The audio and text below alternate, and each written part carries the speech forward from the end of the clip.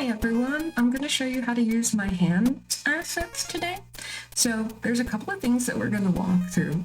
First, we are going to walk through how to set them up scale-wise so that when you touch the top of your head versus when you lower your hands, they fit the range that you want. Second, what we're going to go through is customization of color.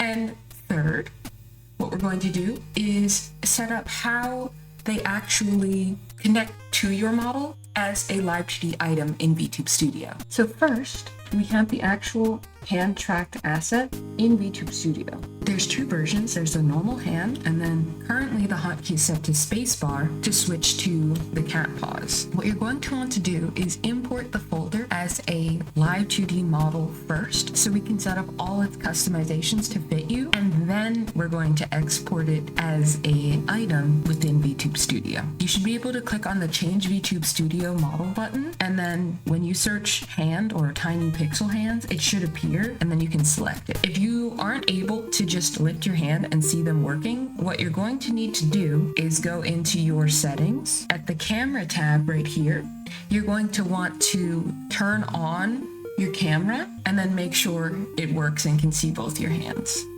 It could have some troubles depending on your camera quality, but my recommendation is to set your camera back a bit, because if it's too close and you go outside of the range of your camera, your hands may disappear. Next, to set up the range, what we're going to want to do is go into our model settings, and this section might take a bit of adjustment to get just right, but basically you're going to want to determine what the lowest you want your hands to go is and what the highest you want them to go is. Because currently, where I have them, it is set to the max range, which the hands can go up very high, they can go down very low, but you won't really want all of that movement for your model, so I recommend turning it down to about half that. So what you're going to want to do is set the input to 5 and -5.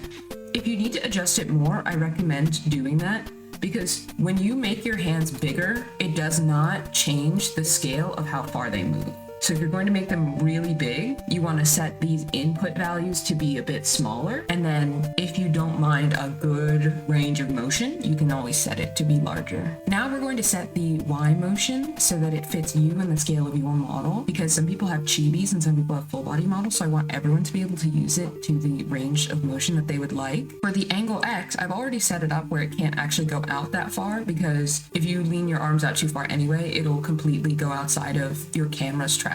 But for the Y motion, what we're going to do is actually decrease it. So we're going to set how high it goes and how low the hands go. To do that, what we're going to do is change these output values. That actually affects how high and low it goes. So if I put my hand down, that's at -15 right now. And if I put my hand up, it's going all the way to the other 15.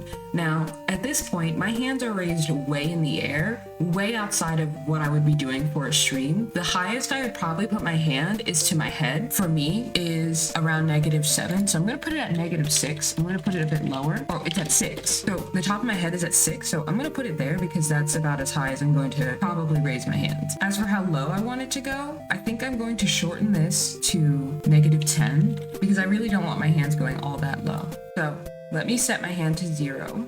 So my hand being at 0 is right in front of, like directly in the center of my camera. So your camera's height actually determines where your center is. So in line with your camera should be approximately 0. You want to make your max lower than the lower part, because your hands going lower, it's easier to hit higher numbers if your camera is more above you or in line with your face / VTube Studio camera. But if your camera is lower, pointing upwards, then you're going to want to do the reverse, where the minimum value is a bit closer to 0. Next, we're going to adjust the rotation of the wrist, so that's when you tilt your hand inward and outward. It is automatically set to smoothing of 20, as that should work for everyone regardless of your camera quality. But if you have better camera quality and want to be able to do faster waves, then what you're going to want to do is reduce the smoothing down. I've reduced mine down to around 5, as that works best for me. But if your camera isn't the best, I would recommend keeping it at 20, or maybe try turning it down a few points and see if that works for you.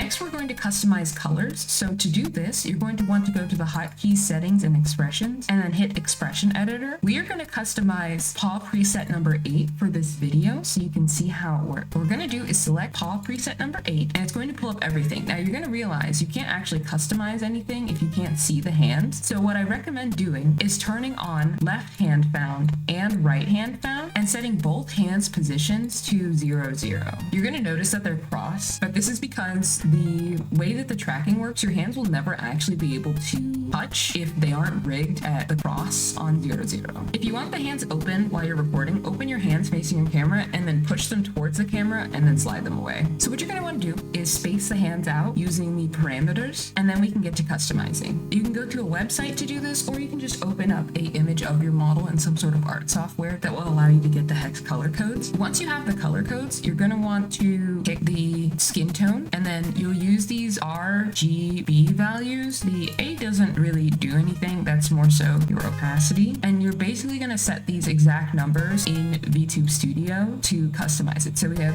167, 9850, 167, 9850, and that will like set it to the exact color that you want. So if you want it to be different, you can. You can do both your right and left hand separately, but you can make them the exact same if you want to. And then what you're going to want to do is save it. I'm not going to save this, as I like to have a blank one to use to customize, but before you save, always make sure you turn off left hand found, right hand found position for both right and left hand. That way they aren't affected and it only sets the color. Then you're going to hit save, and then you want to set up that new customization you just made on a hotkey. You can leave all the presets or you can delete all the presets. It doesn't really matter. What you're going to want to do is have these preset up, because when you export this as an item, if it doesn't have its own hotkeys, actions, and actual setups preset up, then when you go to add it to your model to use the hotkeys to toggle the hands between hands or paws or set whatever color paws you want for the animations, it will not work properly. Once we have our hands set up and customized, what we're going to want to do is go to item settings and then load current model as a Live2D item. Yes, you do not need to adjust any of these settings. You can just hit save, and you can adjust these. I recommend setting it if you want your hands behind certain things. You can set up that sort of motion. If you want it to pin something, how I recommend you pin it is set your hand to the center of your camera and then pin that to the center of your model. I recommend doing this with the cat paws, as the palm is very easy to click and drag. Now, since I just have a PNG up right now, I just have the hands as their own little Live2D item. But even if you're going to use it for PNGs,